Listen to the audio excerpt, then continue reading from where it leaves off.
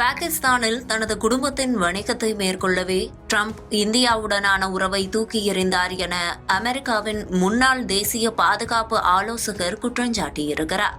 பராக் Obama, Joe Biden ஆகியோர் ஆட்சியின் கீழ் இணைந்து பணியாற்றிய அமெரிக்காவின் முன்னாள் பாதுகாப்பு ஆலோசகரின் இந்த கருத்து ட்ரம்ப் ஆதரவாளர்களை மட்டுமின்றி பலரையும் அதிர்ச்சிக்கு உள்ளாக்கியுள்ளது.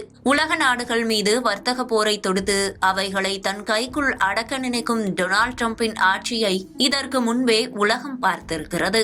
இந்த முறை அமெரிக்க அதிபராக ட்ரம்ப் பதவியேற்ற போது உலக நாடுகளின் தலைவர்களுக்கு ஏற்பட்ட அச்சமும் கூட அவரின் வரி விதிப்பு கொள்கைகளை பற்றியதுதான். இப்படி தன் பேச்சை கேட்காத நாடுகளை தண்டிக்க நினைத்து பிற நாடுகளை பகைத்துக் கொள்ளும் அதிபர் ட்ரம்ப் இந்த முறை இந்தியா மீது 50% வரி விதிப்பை அறிவித்தார். யுக்ரைனுடன் போர் தொடுக்கும் ரஷ்யாவை தண்டிக்க நினைத்த ட்ரம்ப் அவர்களின் கச்சா எண்ணெய் ஏற்றுமதியை தன் கட்டுப்பாட்டுக்குள் கொண்டுவர நினைத்தார். ரஷ்யாவிடமிருந்து நேரடியாக கச்சா எண்ணெய் வாங்கும் நாடுகளை அணுகிய ட்ரம்ப் முதலில் அவைகளிடம் கச்சா எண்ணெய் வாங்குவதை நிறுத்தும்படி கோரிக்கை வைத்தார். அந்த வகையில் ட்ரம்பின் கோரிக்கைகளை ஏற்காத இந்தியா கச்சா எண்ணெய் வாங்குவதை நிறுத்தவில்லை. அப்போதுதான் தனது கருத்தை வலியுறுத்தி இந்தியா மீது ட்ரம்ப் 50% வரி விதிப்பை அறிவித்தார். இந்தியா எனது நட்பு நாடுதான், இருந்தாலும் என ஒரு இக்கு வைத்து ட்ரம்ப் வரி விதிப்பை அறிவித்திருந்தாலும் ட்ரம்பின் தொடர் நடவடிக்கைகளால் இந்தியா கடும் அதிருப்தி அடைந்திருக்கிறது என்பதே உண்மை. ஏற்கனவே எல்லை பிரச்சினை உள்ளிட்ட பல விவகாரங்களில்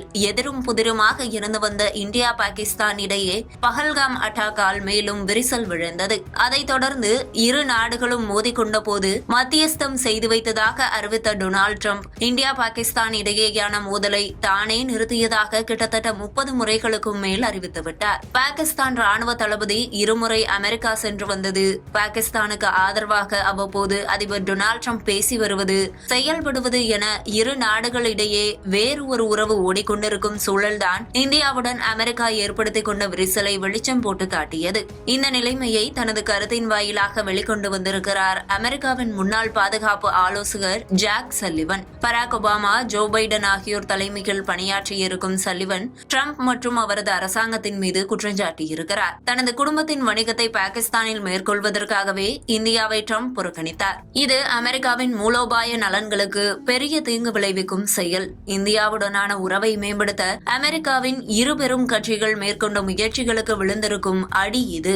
சீனாவில் ஏற்படும் அச்சுறுத்தல்களை எதிர்கொள்ள அமெரிக்காவிற்கு இந்தியா ஒரு முக்கிய கூட்டாளி. நமது வார்த்தை நமது பிணைப்பாக இருக்க வேண்டும். நாம் சொல்லும் வார்த்தைகளுக்கு நாம் நல்லவர்களாக இருக்க வேண்டும். நமது நண்பர்கள், அதாவது நட்பு நாடுகள் நம்மை நம்பி இருக்க வேண்டும். அதுவே எப்போதும் அமெரிக்காவின் பலமாக இருந்து வருகிறது. தற்போது இந்தியாவுடன் நடந்து கொண்டிருப்பது அமெரிக்காவுக்கு மிகப்பெரிய நேரடி தாக்குதல்களை ஏற்படுத்துகிறது. உலகில் உள்ள நமது மற்ற அனைத்து உறவு நாடுகளுடனான அமெரிக்காவின் கூட்டாண்மையிலும் இது எதிரொலிக்கும் தாக்கத்தை ஏற்படுத்தும் என சல்லிவன் எச்சரித்திருக்கிறார். இந்த நிலையில்தான் சீனாவில் நடந்த ஷாங்காய் ஒத்துழைப்பு மாநாட்டில் இந்தியாவை போல் அமெரிக்காவின் நடவடிக்கையால் பாதிக்கப்பட்ட உலக நாடுகள் ஒன்றாக கைகோர்த்தன. குறிப்பாக சீனா, ரஷ்யா அதிபர்களுடன் இந்திய பிரதமர் நடத்திய சந்திப்பு உலக அளவில் கவனம் பெற்ற நிலையில் ஜாக் சல்லிவன் நடக்கப் போவதைத்தான் கூறியிருக்கிறாரோ என்ற சந்தேகம் எழுந்திருக்கிறது.